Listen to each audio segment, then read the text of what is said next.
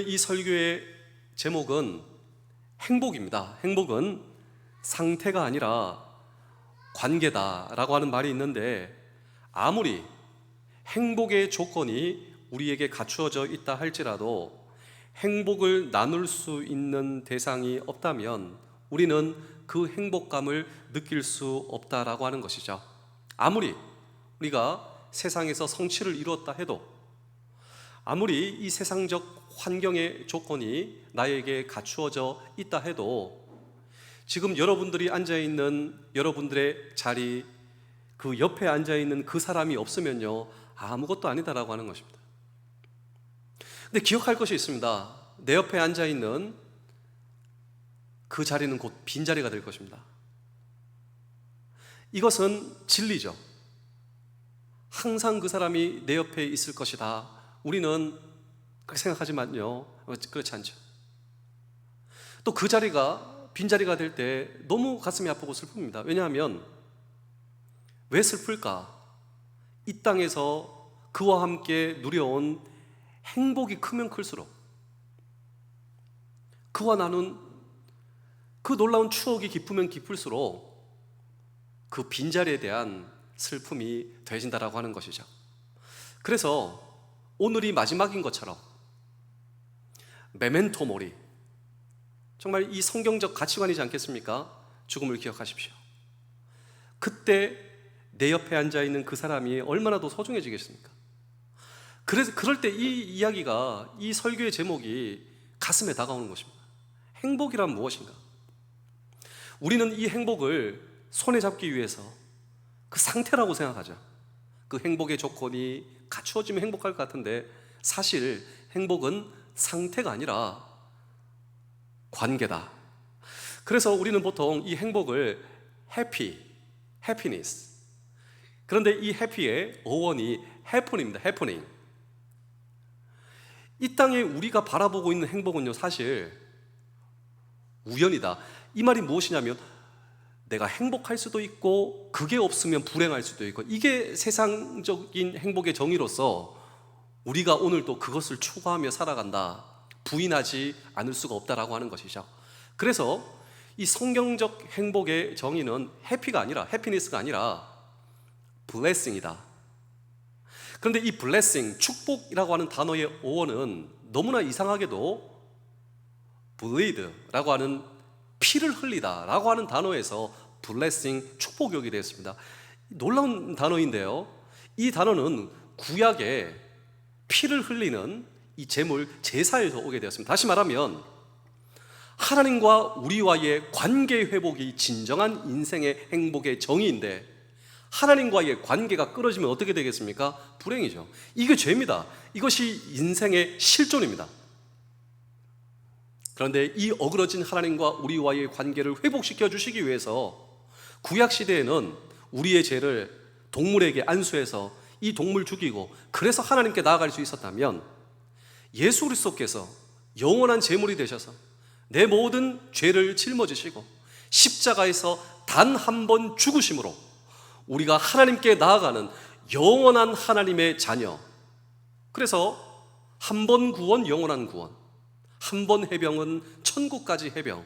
여러분, 이 놀라운 진리 앞에 오늘 저와 여러분들이 서 있다라고 하는 것입니다. 그래서 진정한 인생의 행복과 축복이라고 하는 것은 하나님과의 올바른 관계 안에서 누릴 수 있는 기쁨의 삶, 이것이 바로 성경적 축복의 정의다라고 하는 것입니다. 그런데 이 성경적 축복의 정의를 오늘 성경이 우리에게 얘기하고 있어요. 한 걸음 더 나아가 여러분께 한번 질문을 드리고 싶습니다. 행복을 우리는 보통 얻고 축복을 얻기를 우리는 사모하는 삶, 추구하는 삶을 살고 있는데요, 여러분, 사실 행복과 축복을 얻는 것보다 더 중요한 것이 뭐냐면 그 축복을 지켜가는 삶입니다. 하나님께서 우리에게 허락하신 이 성경적 건강한 가정을 지켜나가는 것이 얼마나 중요합니까? 그리고 정말 하나님께서 우리를 인도하신 이 부대를 안전하고 안정적으로 지켜가고 유지해가는 것이 얼마나 더 중요합니까? 근데 오늘 성경은 하나님께서 우리에게 축복을 주시되 그 하나님의 축복과 성경적 축복을 지켜가는 하늘의 놀라운 비밀이 오늘 성경에 기록되어 있다라고 하는 것이죠. 이스라엘 백성들이 바벨론에서 포로를 얻고 자유를 얻고 예루살렘으로 돌아오게 됩니다. 돌아와 성전을 짓습니다. 이게 의미가 있어요. 하나님과의 올바른 관계의 회복이 진정한 인생의 축복인 줄로 믿습니다. 그리고 안보를 든든하게 하는 거예요. 하나님과의 관계 회복과 그리고 이 나라 이 민족의 안보를 든든하게 나가는 이 두 가지를 여러분 이스라엘 백성들은 놓치지 않는 것입니다. 여기서 끝나지 않고 느헤미야, 에스라와 같은 지도자의 도움으로 하나님의 말씀 앞에 그들의 삶을 정리하기 시작합니다. 그리고 영적 부흥을 시작하죠. 여기서 우리는 부흥의 정의를 발견할 수가 있습니다. 우리는 보통 교회가 부흥하십니까? 몇 명 나오십니까? 우리는 보통 이 숫자에 주목을 하는데요, 성경적 부흥의 정의는 그렇지 않습니다. 이 숫자 얼만큼 모이느냐 이것이 아니라 하나님의 말씀 앞에 우리의 삶을 우리는 정리하고 있는가, 하나님의 말씀 앞에 내 복잡한 생각과 마음을 정리할 줄 아는가, 하나님의 말씀 앞에 내 삶을 비추어 보는가. 힘들고 어렵고 여기서 끝나는 것이 아니라 힘들고 어려움을 가지고 하나님 앞에 나의 나약함과 도우심을 오늘 저와 여러분 인정하고 있는가. 이것이 바로 영적 부흥이다. 오늘 성경 본문은 여기까지 저와 여러분들을 인도하는 것입니다. 그리고 하나님과의 올바른 관계를 정립하면서 행복한 백성이 되며 성경적으로 축복받는 백성이 된다라고 하는 것이죠. 우리가 경험하는 대부분의 행복이 그런 것처럼 이 행복을 얻는 것보다도 그 행복을 지켜나가는 것이 훨씬 더 어렵고 힘들다라고 하는 것입니다. 오늘 이 성경 본문의 배경입니다. 이스라엘 백성들이 바벨론 포로로 돌아오게 되고 이 느헤미야는 안보를 든든하게 하고 에스라는 하나님의 말씀을 든든하게 하는 이 두 명의 영적 거성을 통하여서 놀라운 하나님의 영적 부흥이 그들에게 임하게 됩니다. 느헤미야는 이 예루살렘에서 12년 동안의 총독 생활을 마무리하고, 사실 이 느헤미야는 자기가 모시고 있는 이 페르시아 왕의 아끼는 부하였습니다. 그런데 우리 조국이 지금 불타고 있다, 안보가 든든하지 않아서 이민족의 침입과 방화에 이르고 있다, 눈물로 기도하다가 원래 느헤미야가 왕의 술장관이었어요. 술 따르는 이 페르시아 왕의 적들이 많아서 암살 시도, 먹는 물이나 포도주나 음식에 독을 많이, 독살 시도가 굉장히 많으니 자기가 가장 신뢰하는 사람을 오른팔로 세워서 술장관, 술상무, 이게 아닙니다. 왕이 먹는 물, 음식, 술 모든 것을 먼저 먹어보고 왕과 겸상할 수 있는 상대가 느헤미야, 하나님의 은혜를 입어 페르시아 저 이국의 공직자가 되었다라고 하는 것이죠. 여기서 우리는 야, 느헤미야 성공했네, 꼭 그렇게 생각하실 필요가 없습니다. 역사학자들, 성경학자들은 당시 페르시아 왕의 술장관, 역사적으로 사례가 다 나와 있는데요, 절대 하지 말아야 될 것이 무엇이냐면 먼저 왕에게 이야기 못한다. 그러니까 제후들이 다 쳐다보지 않겠습니까? 저 술장관 왕에게 잘못된 이야기하면 지금 다 쳐다보고 있는 거예요. 아주 막 그 권력의 정점과 중심에 있는 것 같지만 그냥 한번 삐끗하면 그냥 떨어질 수 있는, 그게 느헤미야 직책이었어요. 왕에게 먼저 얘기 못합니다. 왕에게 먼저 얘기하면 당장 이 목을 베게 되는 것이죠. 그리고 표정 관리 잘해야 돼요. 왕의 술장관이 표정 하나 흐트러지면 왕에게 당장, 근데 자기 나라 생각하다가 얼굴에 수심이 가득했는데, 근데 하나님께서 왕에게 은혜를 주시잖아요. 왕이 느헤미야에게 뭐라고 얘기를 하십니까? 느헤미야야, 너 혹시 근심이 있느냐? 이 말 듣고 느헤미야 깜짝 놀라지 않습니까? 내가 오늘 죽을 죄를 졌구나. 근데 엎드려서 그때 무엇이라고 얘기하냐면 평소에 자기가 하나님께 기도하던 기도 제목이 왕 앞에 나오는 거죠. 왕이시여, 지금 저희 나라 백성들이 왕께서 해방을 허락하셔서 돌아갔는데, 이스라엘 돌아갔는데 변변찮은 이 조국의 안보의 울타리, 성벽이 다 깨져서 이민족의 침입과 방화 가운데 슬픔에 빠져 있습니다. 내가 너를 위하여 어떻게 해줄까? 이것이 바로 평소에 느헤미야가 이 왕의 이걸 위해 기도했지 않겠습니까? 왕이시여, 저를 보내주셔서 이스라엘의 조국의 안보를 든든하게 하는 성벽을 쌓는데 저를 보내주시옵소서. 그리고 이 성벽 쌓기 위한 군수 자료, 제품, 여러 가지 물자들 다 허락해 주시고, 제가 돌아가면서 제후들 다 통행증을 주시고, 마음속에 하나님께 기도하던 모든 것들을 술술 얘기하는데, 오케이, 너 언제 돌아올래? 제가 이 일을 여기까지 마치고 돌아오겠습니다. 오케이, 느헤미야야, 너 잘 갔다 와. 그 일이 12년 걸렸다라고 하는 것이죠. 이 12년 동안 많은 어려움도 있었어요. 말씀 가운데, 하나님의 인도하심 가운데 완벽하게 이게 마무리되는 거예요.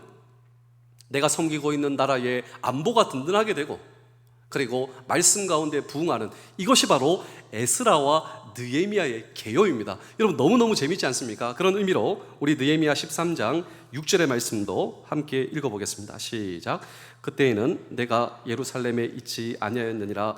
바벨론 왕 아닥사스다 32년에 내가 왕에게 나아갔다. 며칠 후에 왕에게 말미를 청하고. 자, 여기서 질문이 있을 수 있는데요. 바벨론 왕, 그때 당시 이 바벨론을 멸망시키고 페르시아 왕이 올라오게 됐는데, 당시에는 이 바벨론의 위상이 있었기 때문에 페르시아도 바벨론이 멸망했지만 이 바벨론의 나라 이름을 계속 썼습니다. 그리고 내가 섬기고 있는 아닥사스다 왕, 그 왕에게 내가 이제 약속을 한 것이죠. 왕이시여, 이렇게 일정을 주시면 제가 완수하고 돌아가겠습니다 라고 하는 그 말씀이 오늘 이 성경 본문에 나오는 것입니다. 근데 문제가 생겨요.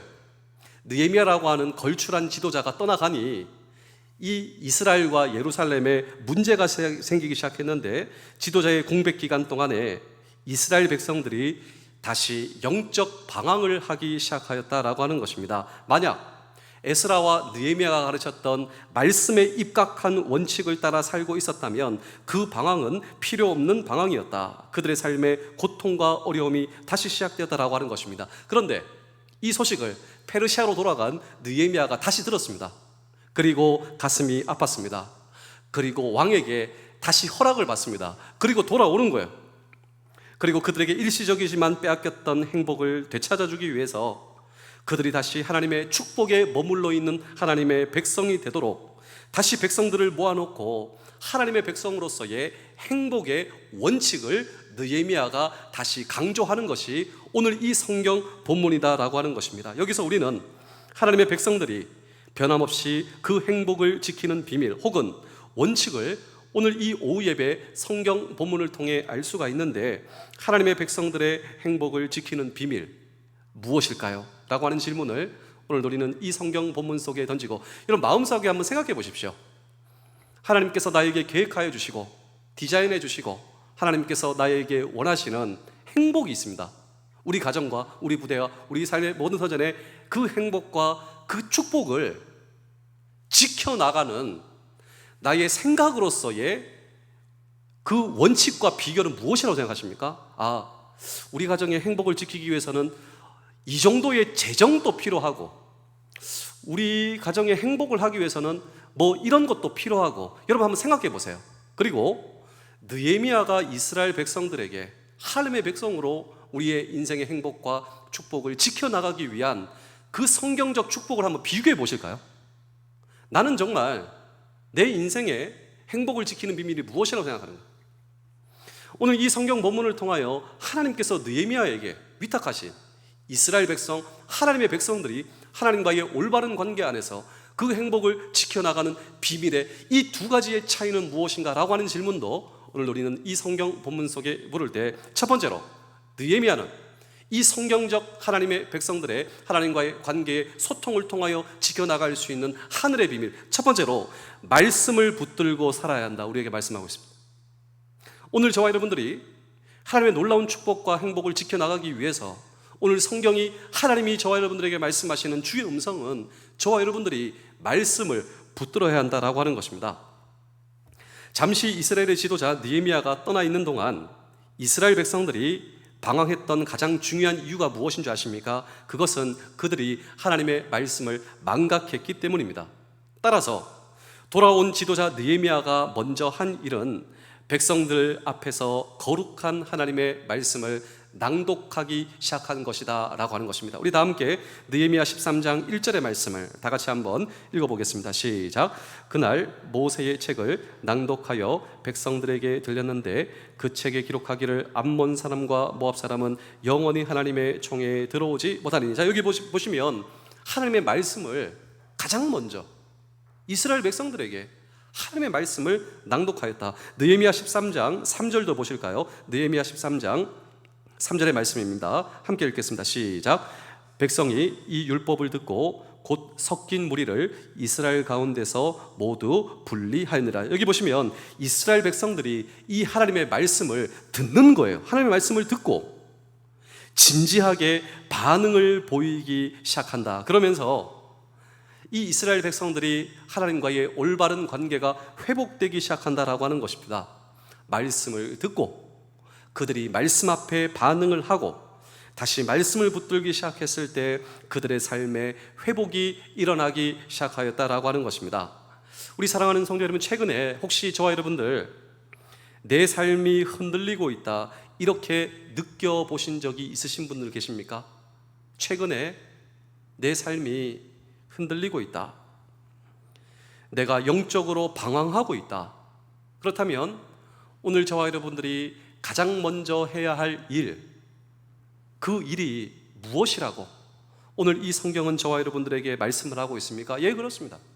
저와 여러분들이 먼저 하나님의 말씀을 붙드는 일, 내가 진정한 하나님의 축복과 행복을 누리기 위해서 우리가 무엇보다 먼저 해야 할 일, 그것은 바로 하나님의 말씀을 붙드는 것이다. 이 말씀을 붙드는 것이 하나님의 행복과 축복을 찾는 시작이다라고 할 수가 있는 것입니다. 퀴즈입니다. 여러분, 성경에는 행복장이 있어요. 행복장. 여러분 마음속에다가 지금 빨리 시험 한번 치겠습니다. 성경에 행복장이 있어? 어떤 성경 몇 장인지 빨리 써보세요. 예, 답을 말씀드리겠습니다. 성경의 행복장은요, 시편 1편 1절이죠. 우리 시편 1편 1절을 다 같이 한번 읽어보겠습니다. 시작.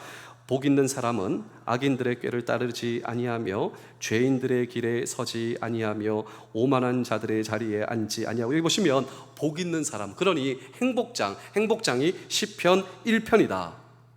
자, 시편 1편 2절을 보실까요? 더 놀라운 말씀입니다. 시편 1편 2절입니다. 시작.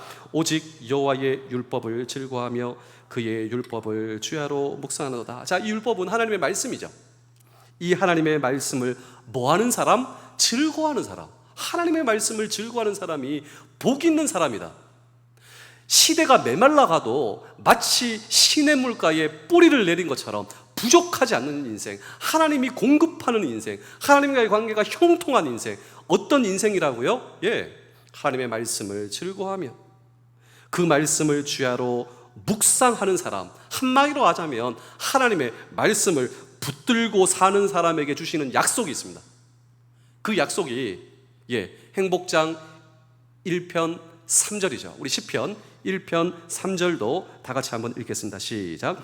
그는 시냇가에 심은 나무가 철을 따라 열매를 맺으며 그 잎사귀가 마르지 아니함 같으니 그가 하는 모든 일이 다 형통하리로다. 그렇습니다. 지금 시대가 어렵죠. 그렇지 않습니다. 하나님의 말씀을 붙들 때 시대가 어려우면 어려울수록 여러분들에게 위탁된 하나님의 행복의 퀄리티와 질과 행복과 양이 더 놀랍다. 여러분, 이것을 잊으시면 안 돼요.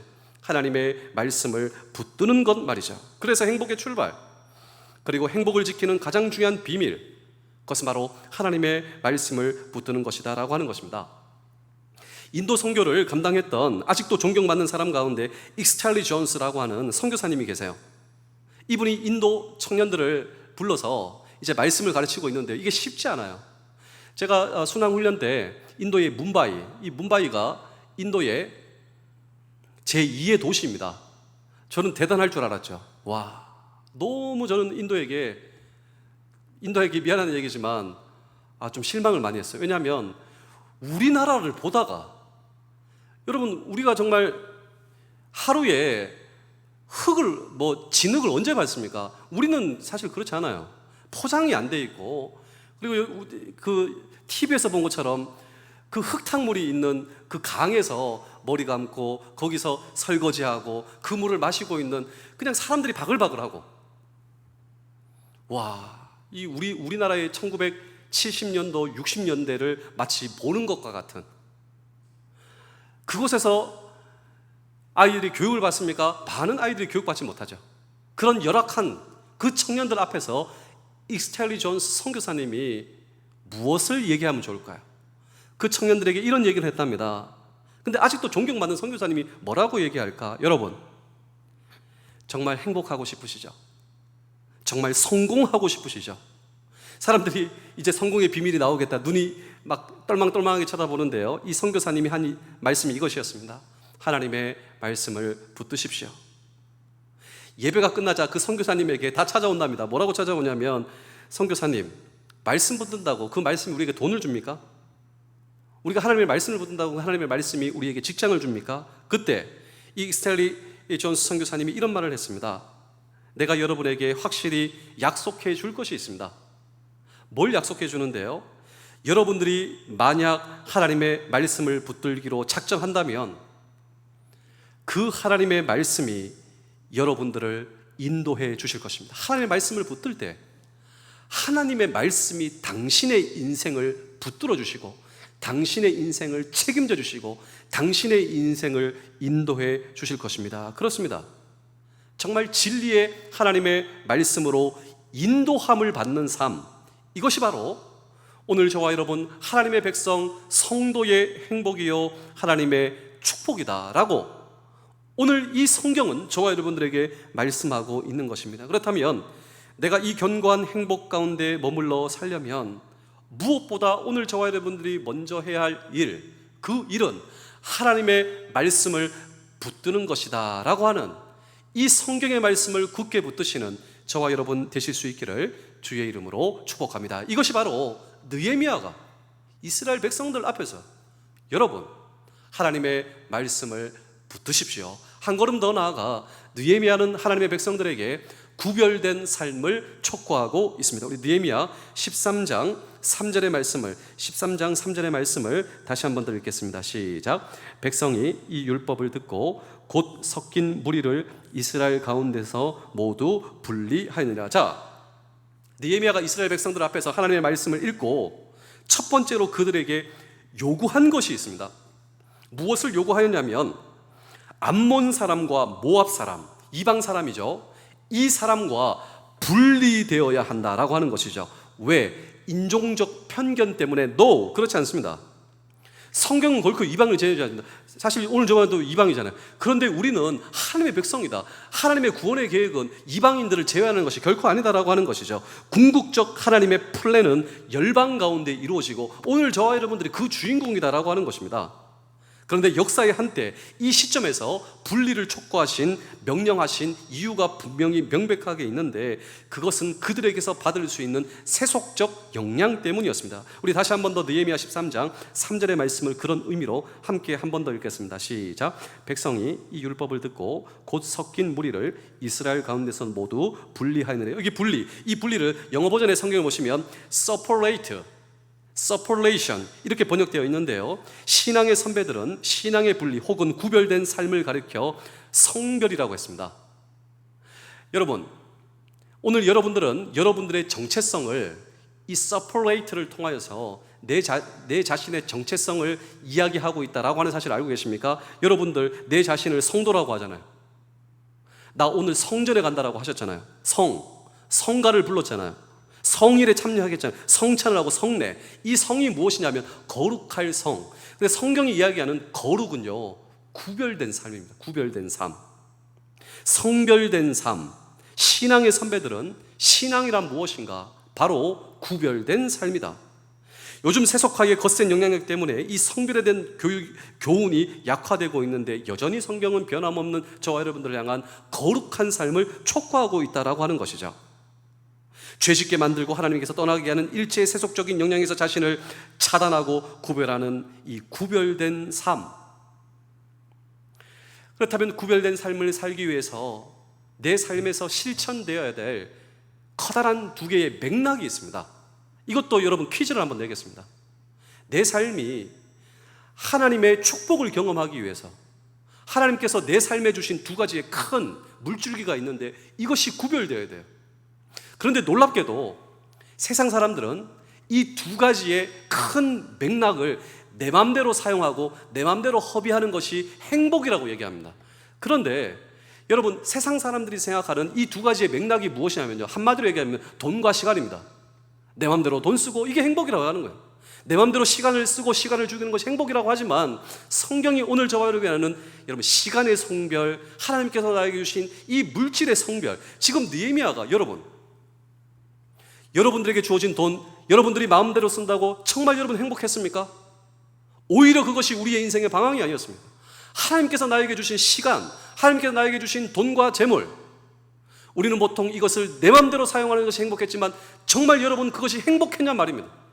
하나님과의 올바른 관계 속에서 하나님의 축복을 누리기 위해서 이 돈과 시간을 하나님께 성별할 수 있는 하나님의 백성이 되어야 됩니다. 우리 느헤미야 13장 12절을 우선 먼저 한번 읽어보겠습니다. 느헤미야 13장 12절입니다. 시작. 이에 온 유다가 곡식과 새 포도주와 기름에 11조를 가져다가 곡간에 들여. 11조 나오죠. 보통 우리 성도들은 목사가 설교할 때 돈 이야기하는 걸 제일 싫어한답니다. 그리고 정치 얘기, 이게 설문을 냈어요. 목사님에게 듣기 싫은 이 설교의 주제가 뭐냐? 돈과 정치 얘기. 근데 저는 더 큰 문제가 뭔지 돈에 대해서 이야기한다 안 한다 보다 올바른 성경적 재정관을 오늘 이 강단에서 목사들이 이야기하지 못하고 있는 게 저는 더 큰 문제라고 생각해요. 그렇다면 성경적 올바른 재정관과 돈에 대한 이야기가 무엇이냐면요, 우리에게 주신 모든 돈은 사실 하나님의 것이에요. 우리에게 주신 생명도 시간도 하나님의 것입니다. 이것을 인정하고 내가 하나님께 주신 이 감사, 내 모든 것은 하나님입니다, 이 표현이 바로 11조다라고 하는 것이죠. 누군가가 이런 얘기를 했습니다. 제가 하나님을 위해 목숨을 드리겠습니다. 말은 할 수 있지만 우리의 돈을 하나님께 드리는 것은 우리의 목숨을 바치는 그 이상으로서의 순교적 행위를 동반한다라고 하는 것이죠. 여러분, 하나님께 물질을 드리는 것이 쉽지 않다라고 하는 것이죠. 저는 이 물질의 많고 적을 뜻하는 것이 아니라 정말 인생의 행복이란 무엇인가? 하나님, 모든 것은 하나님이십니다. 이것을 인정할 때 하나님께 다 주시잖아요. 나의 시간도 하나님의 것입니다. 하나님께서 우리에게 시간을 다 주신다라고 하는 것이죠. 나에게 주어진 시간과 돈, 이 모든 것을 하나님의 것으로 인정하는 삶, 그리고 주어진 인생을 살아갈 때 여러분, 이것이 바로 하나님의 행복과 하나님께서 주시는 축복이다. 바로 이것이 느헤미야가 돌아와서 여러분, 시간 관리, 돈 관리, 이것을 구별하는 삶, 우리가 세상 사람들과 우리가 세속적인 사람들과 하나님의 백성들로서의 구별된 삶이 과연 무엇이겠습니까? 이 모든 것이 하나님의 것입니다. 나에게 모든 것을 하나님께서 주신 것입니다. 이것을 인정하는 삶이 하나님께서 책임져 주시는 축복의 삶이다. 우리 느헤미야 13장 12절도 함께 읽겠습니다. 시작. 이에 온 유다가 곡식과 새 포도주와 기름의 11조를 가져다가 곡간에 드림이로. 자, 순종한다라고 하는 것이죠. 순종하는 그 순간 바로 이스라엘 공동체가 행복을 회복하는, 하나님의 축복을 회복하는 그런 결정적 전기가 되었다라고 하는 것입니다. 또 한 걸음 더 나아가 시간입니다. 하루하루를 하나님의 뜻에 따라 그 시간을 선하게 사용하는 것을 하나님께서는 기대하신다. 그래서 느헤미야 13장 17절을 보겠습니다. 시작. 내가 유다의 모든 귀인들을 꾸짖어 그들에게 이르기를 너희가 어찌 이 악을 행하여 안식일을 범하느냐. 이 안식일이 무엇이냐면 시간이죠. 시간. 구약의 안식일의 개념과 신약의 안식일의 개념은 전혀 같다라고 생각하지 않지만, 그런데 구약의 안식일의 정신은 신약에 와서도 동일하게 강조되어야 한다라고 저는 생각하고 있는 것입니다. 중요한 건 이것입니다. 우리가 세상 사람들의 축복과 행복과 다른 결을 유지하는, 하나님의 축복과 행복을 붙드는 이 구별과 차이점은 무엇인가? 세상은 돈을 모으는 것, 그리고 시간을 마음대로 쓰고 죽이는 것, 그것이 행복이라고 생각하지만 오늘 성경 본문은 아니라고. 그것이 행복이라 생각하지만 그것이 아니라고. 우리에게 주신 돈과 시간, 이것이 하나님의 뜻을 이루도록 사용될 수 있다면, 하나님께서 나에게 주신 재정과 시간이 하나님의 뜻을 이루는데 사용될 때, 그때 하나님께서 나에게 주시는 놀라운 행복, 그렇습니다. 세상과 구별된 삶, 이것이 바로 하나님의 백성의 진정한 행복의 모습이다 라고 하는 사실을 기억하시며, 그리고 이런 모습이 저와 여러분들의 모습 되실 수 있기를 주의 이름으로 축복합니다. 마지막으로 느헤미야는 기도로 이 모든 것을 하나님께 구할 수 있어야 한다고. 우리 느헤미야 13장 31절을 함께 읽도록 하겠습니다. 느헤미야 13장 31절입니다. 시작. 또 정한 기한을 나무와 처음 익은 것을 드리게 하였사오니 내 하나님이여 나를 기억하사 복을 주옵소서. 느헤미야에게 있어서 기도라고 하는 것은 그의 존재였습니다. 느헤미야에게 있어 기도라고 하는 것은 그의 삶이었습니다. 그래서 이 느헤미야를 보시면 여호와를 기뻐하는 것이 나의 힘입니다, 이런 기도를 하는 거예요. 그리고 무슨 기도를 하고 있습니까? 보십시오. 느헤미야에 있어서 기도라고 하는 것은 무엇입니까? 내 하나님이여 나를 기억하여 주시옵소서. 제가 이 백성들을 섬기며, 제가 우리 부대를 섬기며, 우리 장병들을 섬기며 불쌍한 영혼, 그 영혼들을 섬긴 것을 하나님 아버지 기억하여 주시고 저에게 복을 허락하여 주시옵소서. 제가 이 민족을 섬겼는데 그것이 헛되지 않도록 하나님 복을 부어 주시옵소서. 우리 느헤미야 13장 14절도 읽어보실까요? 시작. 내 하나님이여 이 일로 말미암아 나를 기억하옵소서. 내 하나님의 전과 그 모든 직무를 위하여 내가 행한 선한 일을 도말하지 마옵소서. 느헤미야의 기도 놀랍지 않습니까? 하나님, 제가 이 민족을 섬기고 이 일로 말미암아 나를 기억하여 주시며, 여러분 남편을 위해서 이런 기도를 한번 해보시지 않겠습니까? 하나님, 우리 남편 하시죠. 우리 남편을 기억하여 주시옵소서.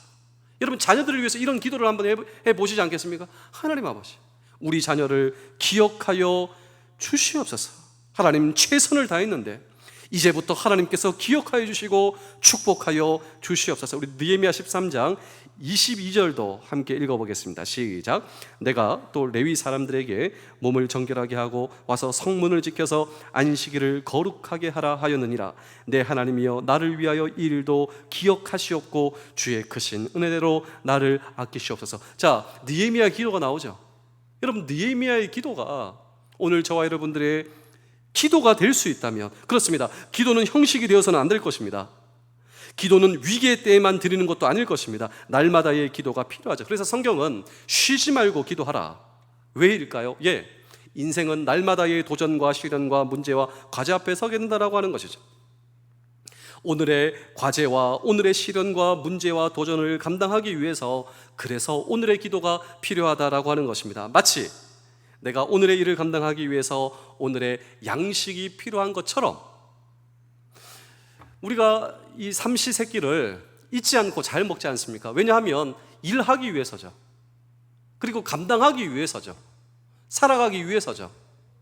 그것처럼 오늘의 나에게 맡겨주신 하나님의 뜻을 이루기 위해서 무엇이 필요하다? 오늘의 기도가 필요하다라고 하는 것입니다. 우리가 기도를 그치는 그 순간, 내가 기도를 그치는 그 순간 더 이상 하나님을 의존하지 않는 것처럼, 그것과 다를 바가 무엇이 있겠나? 내가 기도하지 않는다는 것은 하나님의 도움이 필요하지 않다. 이것은 마치 내가 밥 먹지 않는다, 근데 이 밥 먹지 않는 것, 밥이 필요 없다 하는 것과 무슨 차이가 있는가라고 하는 것이죠. 그때부터 우리는 믿지 않는 사람과 똑같이 행동하고 사고할 수밖에 없다라고 하는 것입니다. 내가 기도하지 않을 때 믿지 않는 사람처럼 행동하고 나 사고하겠습니다 라고 하는 표현이다라고 하는 것이죠. 오늘 저와 여러분들이 무릎 꿇는 자리에서 오늘의 승리가 탄생하게 될 것입니다.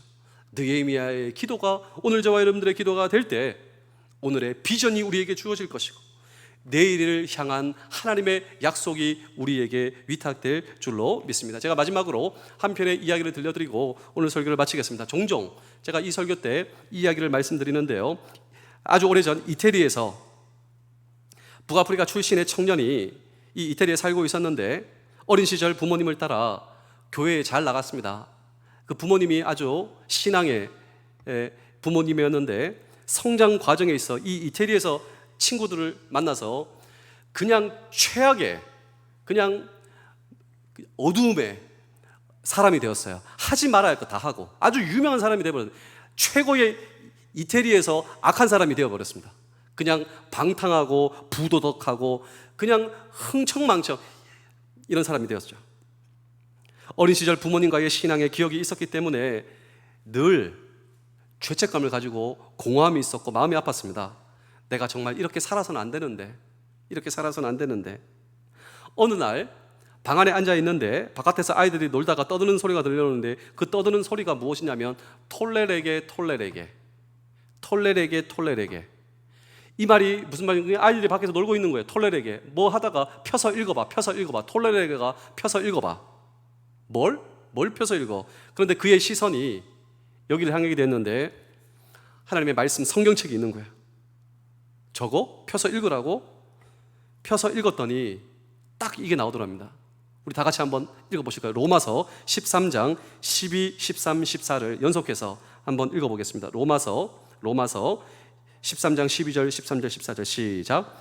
밤이 깊고 낮이 가까웠으니 그러므로 우리가 어둠의 일을 벗고 빛의 갑옷을 입자. 낮에와 같이 단정히 행하고 방탕하거나 술 취하지 말며 음란하거나 호색하지 말며 다투거나 시기하지 말고 오직 주 예수 그리스도로 옷 입고 정욕을 위하여 육신의 일을 도모하지 말라라고 하는 하나님의 말씀이 그의 뒤통수를 그냥 망치와 같이 그의 뒤통수를 내리치는 하나님의 말씀이 강력한 하나님의 말씀의 힘에 압도되어 무릎을 꿇었답니다. 그의 뺨을 타고 뜨거운 눈물이 흘러내리기 시작했는데 자기도 모르는 소리가 터져나오는데 하나님 용서하여 주시옵소서. 제가 하나님을 떠나게 되었습니다. 그러나 이제 돌아가겠습니다. 다시는 죄 속에 돌아가지 않겠습니다. 얼마나 기도했을까? 그의 마음에 하나님께서 주시는 평안이 임하는데 그의 얼굴에 미소가 띄어지게 되는 거예요. 미소 일어나게 됩니다. 더 이상 옛사람이 아니라 새로운 사람이 되는데 이 사람이 기독교 역사상 가장 위대한 영향을 끼친 여러분 위대한 사상가와 또 획을 쓴 성 어거스틴. 이 사람이 바로 여러분 성 어거스틴의 과거가 정말 어두운 사람이었어요. 하나님의 말씀 앞에 옛사람으로 돌아가지 않겠습니다. 이때 성 어거스틴이 세 가지의 결단을 하게 되는데 첫 번째로 하나님의 말씀을 붙들고 살기로 결단합니다. 하나님의 말씀을 붙들 때 하나님의 말씀이 나의 삶을 붙들어 주실 줄로 믿습니다. 두 번째로 세상과 구별된 삶을 살기로 합니다. 구별된 삶이 무엇입니까? 두 가지의 큰 줄기죠. 돈과 시간 관리. 모든 것이 하나님의 뜻대로 사용되기를 원합니다. 세 번째로 기도를 결단해요. 느헤미야도 기도의 사람, 오늘 저와 여러분도 기도의 사람. 하나님 저 기억하여 주시옵소서.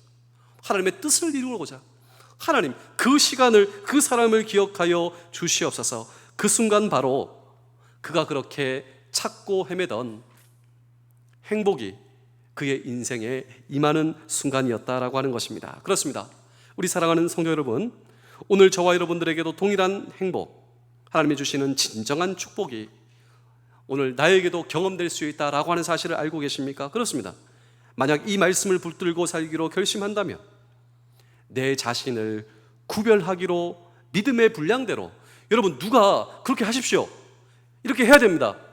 그거 막 조사하고 그거 막 기록하고 그거 잘못하고 있으면 정죄하고 그거 아닙니다. 하나님의 말씀 앞에 오늘 저와 여러분들의 믿음의 분량대로 하나님의 말씀 앞에 순종을 결단하는 것입니다. 하나님의 내 믿음의 분량대로 다른 사람과 다를 수가 볼 필요도 없고 내가 죄책감을 가질 필요도 없습니다. 전혀 그럴 필요 없어요. 하나님의 말씀 앞에 믿음의 분량대로 결단할 때 그것을 보시고 하나님께서 기뻐하세요. 그리고 기도에 무릎을 꿇고 주의 도우심을 구할 때 이런 하나님의 행복과 축복을 경험하는 사람, 이런 사람의 인사가 서구에서 이런 인사입니다. God bless you. 이런 하나님의 축복을 경험한 사람이 이웃들에게 할 수 있는 그 축복의 인사가 무엇이냐면 May God bless you. 하나님의 축복이 당신에게도 경험되기를 원합니다. 기도하겠습니다. 하나님 아버지, 누구나 축복을 원하지만 그 축복을 누리기 위한 삶을 추구하지는 않는 것 같습니다. 그러나 오늘 이 말씀을 통하여 진정한 성경적 행복을 붙들고 나머지 인생을 살아가기를 원하오니 말씀을 붙드는 삶, 기도를 붙드는 삶, 구별을 붙드는 삶, 이 삶이 우리의 삶 되게 하여 주시옵소서. 감사드리오며 예수님의 이름으로 기도하옵나이다. 아멘.